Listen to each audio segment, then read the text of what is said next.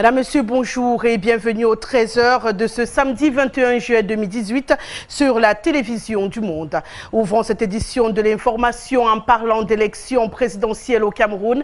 La deadline pour les dépôts de dossiers, c'était bel et bien le 19 juillet 2018 à minuit. Au terme de cette date, 28 dossiers ont été enregistrés auprès d'Élections Cameroun. Les précisions des candidatures avec vous, Jean-Frédéric Moutomé. Ils sont 28 à avoir déposé le dossier de candidature auprès de l'organe en charge des élections au Cameroun et l'ICAM. Ils ont tous tenu à respecter le délai imparti, à savoir le jeudi 19 juillet 2018 à minuit. Au total, la liste non moins exhaustive est constituée de 28 personnalités, à savoir Boboro Kekomo, candidat indépendant, Bertin Kissop, leader du Cameroun Parti for Social Justice, Paul Biya, président national du Rassemblement démocratique du peuple camerounais, Maurice Kamto, président national du MRC, Isaac Feuzeux, président national du mouvement pour l'émergence et le réveil, merci, Akeremouna, coordonnateur du mouvement Naon, investi par le Front populaire pour le développement, Garga Aman Adi, de l'ADD, Adamundam Djouya, de l'UDC, Roger Chantal Tule, président du parti Debout le Cameroun, Koum Anne Keims, président du Balingual Yaoundé Political Party, Valentin Ngomo, président de l'Union camerounaise pour la démocratie et l'innovation, Joshua aussi, premier vice-président national du SDF et porte-voix du parti de la Balance, Hervé Choupo Kamgen, candidat indépendant, Jean-Patrice Etonde, candidat indépendant également, Edouard Barin Koula, candidat indépendant, Antoine Depadou Ndemanou, président national du Rassemblement démocratique du peuple sans frontières, Cabral Bilingue, coordinateur national du mouvement 11 millions et candidat du parti Univers, Robert Gabang Aminou, candidat indépendant, Jean-Blaise Gouet, candidat du MPCC, Geneviève Zé Amvene, candidat indépendante, Vincent Sosten Fouda, président national du mouvement camerounais pour la social-démocratie, Jean-Marie Fumungota, président national de la Renaissance social-démocratique du Cameroun, Abiba Issa, présidente nationale de l'Union des populations du Cameroun, Sive Paul Ndoumou, président de l'Union pour le redressement économique du Cameroun, Serge Espoir Matomba, premier secrétaire du PURS, Olivier Billet, président national de l'Union pour la fraternité et la prospérité, Charline Japa, président national du Parti social et des écologistes camerounais, et enfin Ndifor Afanui, président national du mouvement citoyen national camerounais. Ces différents candidats à la candidature ont donc jusqu'au 5 août 2018 prochain pour savoir s'ils font partie de la shortlist engagée pour la présidentielle du 7 octobre 2018 prochain. Vous l'avez dit, Frédéric Moutomé, les dossiers seront donc étudiés désormais par les responsables d'Élections Cameroun et c'est le 5 août 2018 prochain qu'on saura qui seront véritablement les challengers du président sortant Paul Biya. Parlons d'autre chose à présent, notamment d'éducation. Les handicapés de la région du littoral instruits sur les méthodes à suivre pour pouvoir jouir des bénéfices octroyés aux handicapés au Cameroun par l'autorité. Un forum vient de se tenir dans la ville de Douala. Les principales articulations et les apprentissages à retenir dans ce reportage. Il s'est agi tout d'abord de lire la loi sur la scolarisation des élèves et étudiants handicapés au Cameroun, mais également des enfants nés des parents handicapés indigents. Parce que selon les tests qui existent, les personnes handicapées ou de parents handicapés bénéficient de l'exonération des frais scolaires et universitaires. Et pour cela, on doit déposer le dossier au trop tard le 15 août chaque année. Ils doivent déjà savoir qu'est-ce qu'il faut faire, les dossiers à fournir et qui sont ceux qui doivent bénéficier de ces placements scolaires au niveau des établissements publics de la place. Pour ceux qui ne peuvent pas se déplacer, nous avons des associations avec lesquelles nous travaillons. Donc ils se rendent auprès des centres sociaux. Nous avons les centres sociaux.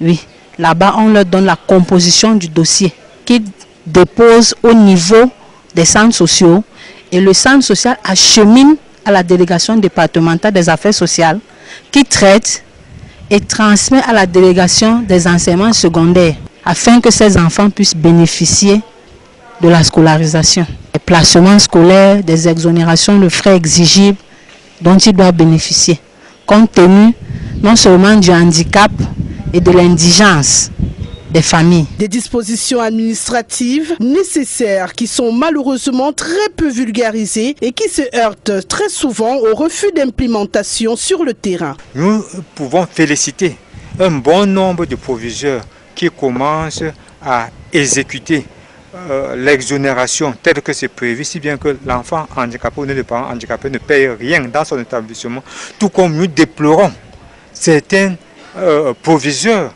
qui, encore, d'aucuns demandent aux personnes handicapées de payer la totalité et d'autres partiellement, ce qui est inacceptable pour notre pays.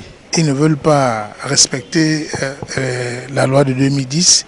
Ils ne veulent non plus même respecter les instructions des différents ministres, c'est-à-dire le ministre de l'enseignement secondaire, éducation de base et le ministre des Affaires sociales. D'où l'importance d'une implication plus active du gouvernement. Le 3 août, déjà, les dossiers sont attendus au niveau des centres sociaux.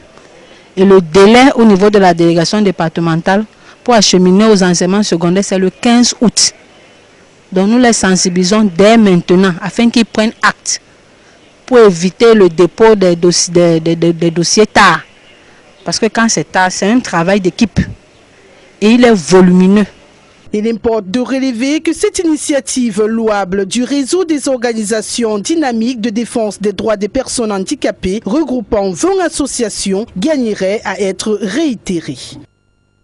Nous parlons de santé à présent et nous nous rendons dans la région de l'Ouest Cameroun pour parler de cette épidémie de choléra, la région du soleil couchant qui se prépare donc et qui améliore son dispositif sécuritaire pour barrer la route à cette épidémie qui a déjà touché 3 régions au Cameroun, notamment le nord, le centre et puis le littoral. Et bien sûr, les autorités sanitaires de l'Ouest viennent de tenir une réunion et face aux hommes de médias, ils ont réitéré l'importance de se préserver de cette épidémie. Frédéric Moutomé, Herbert Kouamou. Le Cameroun est touché par une épidémie de choléra qui sévit déjà dans 3 régions du pays, à savoir le nord, le centre et le littoral. La région de l'Ouest, encore épargnée, est frontalière aux régions du centre et du littoral.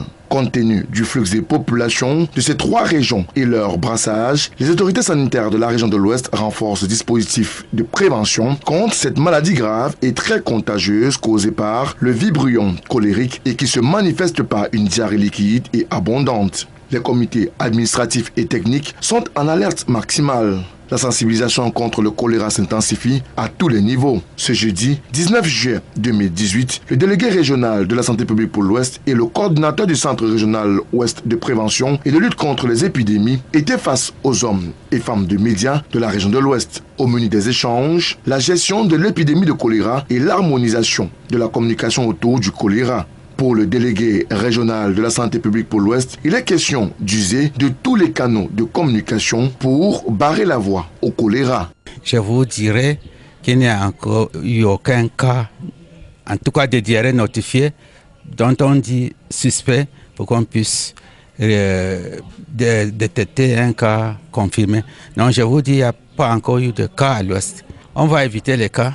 Si ce que nous venons de dire par rapport à la sensibilisation sur l'hygiène et assainissement est appliqué à la lettre et que tous les messages sont arrivés à bon port, c'est-à-dire au niveau des communautés. Et comme nous avons mis en branle les comités de santé que nous sensibilisons pour qu'ils puissent à leur niveau tenir des réunions pour que les messages soient au niveau du plus simple habitant de chaque communauté, pour que le choléra, qui est une maladie liée à l'insuffisance d'hygiène et assainissement, maladie à transmission féco-orale, ne soit pas une affaire de l'Ouest.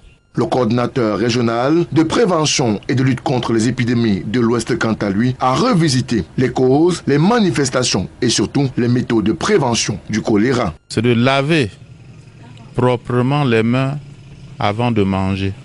Et il y a une technique de lavage des mains bien connue, laver avec du savon. Il faut également cuire systématiquement les aliments, cuire bien les aliments pendant les périodes à risque, comme en ce moment. Il faut également l'hygiène des latrines.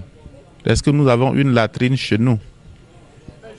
Il faut laver régulièrement avec un antiseptique, ça peut être l'eau de Javel, ça peut être le Crésil, Et surtout, couvrir ces toilettes pour que les mouches n'y accèdent pas. Il faut éviter au maximum les crudités, puisque c'est à travers les crudités qu'on peut facilement attraper ces maladies. L'eau de boisson également. Est-ce que nous avons une eau saine, une eau exempte de germes? L'on retient des autorités sanitaires de la région de l'Ouest que le meilleur moyen de prévention du choléra est de respecter scrupuleusement les mesures d'hygiène. Et en cas de diarrhée persistante et fréquente, le malade doit être conduit rapidement dans la formation sanitaire la plus proche. Plus la prise en charge est précoce, plus le malade trouve guérison. Bon à savoir, la prise en charge des malades de choléra est gratuite dans les différentes formations sanitaires de la région de l'Ouest du pays. Toujours dans l'actualité nationale, nous parlons de Coupe du Cameroun. La compétition est dans les starting blocks. L'Africa Foot vient de rendre public le calendrier de cette compétition qui ira donc du 1er août au 4 septembre de cette année 2018. Dans cet élément de Franck Difo, je vous propose le chronogramme. La Fédération camerounaise de football vient de dévoiler son chronogramme en vue de l'édition 2018 de la Coupe du Cameroun, signé du secrétaire général de la normalisation, Martin Tongué. Ce communiqué informe sur la durée exacte du tournoi, un mois du 1er août au 4 septembre 2018. Après le tirage au sort des 32e de finale en juin dernier, la Fédération n'avait annoncé aucune date pour la tenue des rencontres. C'est donc chose faite ce matin avec le communiqué qui renseigne que les 32e de finale débuteront le 1er août et les demi-finales s'achèveront le 4 septembre prochain. Comme ce fut le cas la saison dernière, les rencontres de cette compétition ne se joueront qu'en aller simple et sur des stades neutres. Si on peut avoir les dates des demi-finales, il va sans dire que celle de la finale n'a pas été communiquée par la Fédération camerounaise de football. Le choix de cette date ne dépendant que du cabinet civil de la présidence de la République du Cameroun.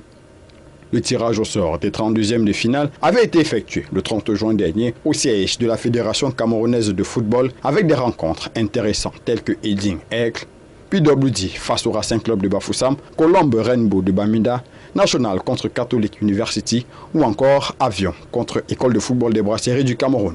Le trophée remporté la saison dernière par New Star de Douala est donc remis en jeu pour l'édition 2018 de la Coupe du Cameroun. Merci Franck Difo pour la clôture de cette actualité nationale. À présent, hors de nos frontières en République démocratique du Congo, le flou plane sur l'avenir du président Kabila, le chef de l'État qui vient donc de réitérer son intention de respecter la constitution du pays à 5 mois seulement de la présidentielle qui doit en principe choisir son successeur, bien sûr dans ce pays qu'il dirige depuis 17 ans déjà. Les détails avec nos confrères d'Africa News. Le président congolais Joseph Kabila s'est engagé à nouveau jeudi à respecter la constitution de la République démocratique du Congo. À 5 mois de la présidentielle censée élire son successeur à la tête du pays qu'il dirige depuis 17 ans, il ne se prononce toujours pas sur son avenir politique. Je réaffirme donc que désormais, les élections en République démocratique du Congo seront réellement une affaire de souveraineté et qu'elles seront en conséquence entièrement financées par l'État congolais. Le discours de Kabila était très attendu par la classe politique congolaise et les partenaires de la RDC qui espéraient que le chef de l'État dira un mot sur son avenir politique.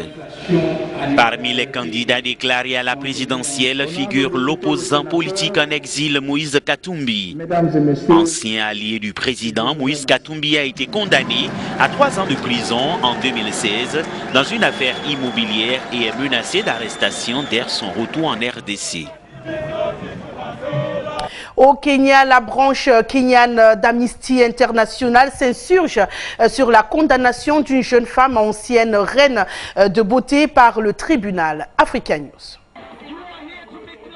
La branche kenyane d'Amnesty International s'est insurgée vendredi contre la condamnation à mort d'une jeune femme par un tribunal. Ruth Kamandé a été reconnue coupable du décès de son compagnon au mois de mai et s'est vue condamnée jeudi à la peine de mort. Amnesty International Kenya. La branche kenyane d'Amnesty International a été choquée et consternée d'apprendre la condamnation à mort de Ruth Kamandé. La peine de mort a été abolie par les 2/3 des pays du monde et au Kenya, nous n'avons pas condamné à mort depuis 1987. En 2015, Ruth Kamandé, alors âgé de 21 ans, avait poignardé 25 fois son petit ami Farid Mohamed à la suite d'une dispute. Emprisonnée depuis cette date à la prison pour femmes de Langanta à Nairobi, la jeune femme y a été élue reine de beauté. Son avocate, qui avait demandé la clémence de la cour en soulignant que l'accusée venait d'être reçue à l'université, a annoncé qu'elle ferait appel du jugement. Nous nous intéressons à présent à la bande de Gaza. Un cessez-le-feu vient d'être signé entre les deux protagonistes en bataille depuis plusieurs années déjà. Dans cette partie, une annonce qui fait chaud au cœur, comme nous le précisent ici nos confrères d'Euronews. Un retour à l'état de calme.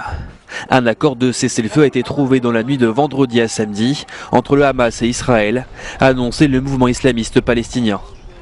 Un accord qui intervient après un regain de tension ces dernières semaines entre les habitants de la bande de Gaza et l'armée israélienne située à la frontière. Tirs de projectiles côté gazaoui et frappes aériennes de l'armée israélienne. Vendredi, ce sont 4 Palestiniens et un soldat israélien qui ont été tués. Depuis le 30 mars, les Gazaouis viennent manifester régulièrement à la frontière et ils dénoncent le blocus imposé par Israël. 149 d'entre eux ont perdu la vie depuis cette date. Cet accord de cessez-le-feu est le deuxième à avoir été conclu cette semaine entre le Hamas et Israël. Tous deux craignent que ce regain de tension dégénère en une nouvelle guerre. En 10 ans, les deux camps se sont affrontés à 3 reprises. Le dernier conflit, en 2014, avait fait plusieurs milliers de morts. Voilà qui met un terme à ce 13h sur la télévision du monde.